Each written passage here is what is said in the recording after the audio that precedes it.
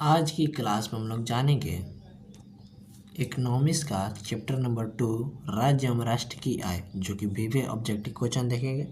और हमारे इस चैनल पर नए हैं, चैनल को सब्सक्राइब कीजिए, लाइक कीजिए और क्लास को अधिक से अधिक शेयर कीजिए। चलिए क्लास को शुरू करते हैं। पहला प्रश्न है, राज्य की आय किसे कहते हैं? राज्य की आय किसे कहते हैं? फटाफट आप लोग कमेंट कीजिए। तो इसका आंसर क्या हो जाएगा? एक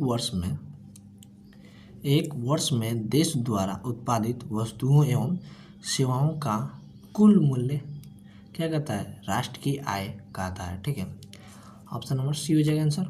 चलिए अगला प्रश्न है, 2 नंबर है, राष्ट्रीय आय की गणना में किसे शामिल नहीं किया जाता है?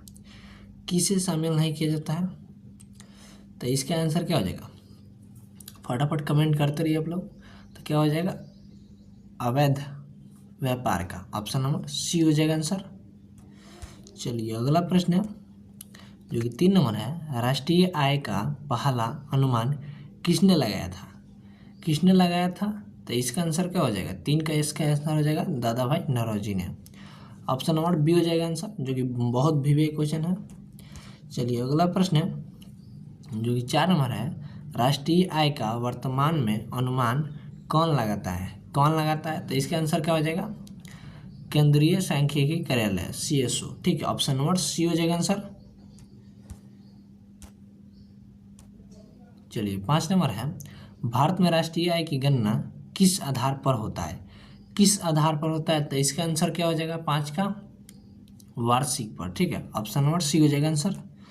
चलिए अगला प्रश्न है, जो कि 6 नंबर है, निम्न में से कौन सा राष्ट्रीय आय मापने की विधि नहीं है?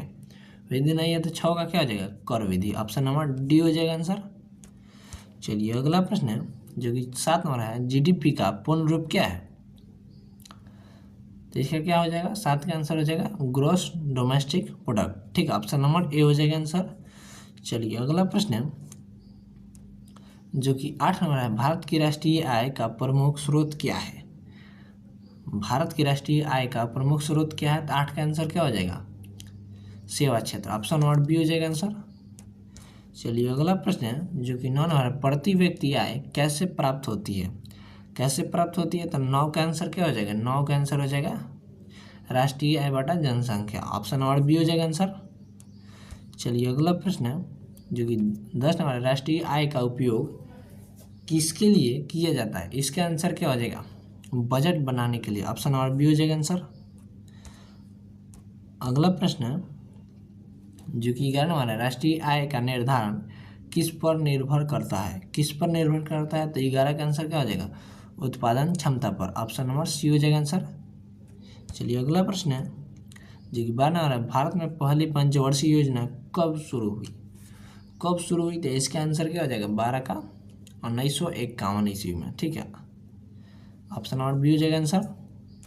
चलिए अगला प्रश्न है, जो कि 13 नंबर, राष्ट्रीय आय से क्या मापा जाता है? राष्ट्रीय आय से क्या मापा जाता है? तो इसका आंसर क्या हो जाएगा? देश की समृद्धि। ऑप्शन नंबर बी हो जाएगा। ठीक है, चलिए अगला प्रश्न है, जो कि 14 नंबर है, सेवा क्षेत्र में क्या आता है? सेवा क्षेत्र में क्या आता है? बैंकिंग। ठीक है, ऑप्शन नंबर सी हो जाएगा आंसर। चलिए अगला प्रश्न है, जो कि 15 नंबर है, राष्ट्रीय आय बढ़ाने में कौन सा क्षेत्र सबसे अधिक योगदान देता है? तो इसका आंसर क्या हो जाएगा? सेवा क्षेत्र। ऑप्शन नंबर बी हो जाएगा आंसर। चलिए अगला प्रश्न है, जो कि 16 नंबर, निम्न में से कौन सा कारक राष्ट्रीय आय को प्रभावित करता है? प्रभावित करता है, तो इसका आंसर क्या हो जाएगा? 16 का उत्पादकता पर। ठीक है, ऑप्शन नंबर बी हो जाएगा आंसर। चलिए अगला प्रश्न है, जो कि 17 नंबर है, भारत की प्रति व्यक्ति आय 2024 अनुमानित लगभग कितनी थी? तो इसका आंसर क्या हो जाएगा? 17 का ऑप्शन नंबर सी हो जाएगा 1,80,000। ठीक है, ऑप्शन नंबर सी हो जाएगा आंसर। चलिए अगला प्रश्न है, जो कि 18 नंबर है, निवल राष्ट्रीय आय क्या है? निवल राष्ट्रीय आय क्या है? तो इसका आंसर क्या हो जाएगा? 18 का बी, ND। ठीक है, NDP विदेशी प्लस आय। ठीक है, विदेशी आय।